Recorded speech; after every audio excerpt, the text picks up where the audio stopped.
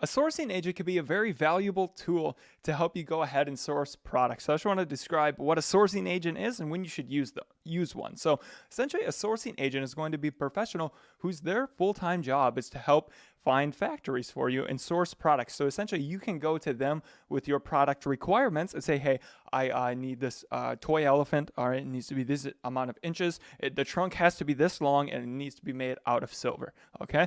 And they could go and try to find a good factory to help you deal with that. So that's essentially what it is. Instead of you going in Alibaba and trying to find a factory yourself, they know people. And so it's a very valuable tool. But I do want to say you should definitely use Alibaba and everything we talk about your first time, because you need to know everything involved so that you can know if your sourcing agent is good or bad, or if something's going wrong. And I always believe it's good to know the fundamentals of how your business works, and then you can start to outsource. So this essentially sourcing agent is outsourcing the sourcing process. So I mean, there's a lot of valuable things. Is they're going to know the language natively, going to be able to help fight for you, and or they're going to be able to help you communicate your needs clearer to the factory. And they're also going to be able to find factories that might not even be on Alibaba or these sites, because they have contacts and everything that they know.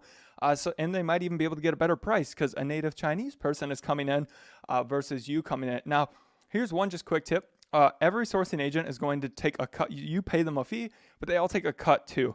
That's just kind of how it works in China, from what I've heard from myself and from others. So, yep, maybe you guys have a different experience, but everybody I know, they still take a cut, but it can definitely help you save time, and you could still get a better price potentially than you do on Alibaba. It all comes down to your experience and each individual situation. I hope this was a good overview of a sourcing agent that can help you find, especially for more complex things, help you out, make things easier, get you a better price potentially, but do the first one yourself, because you got to know everything that you got to do.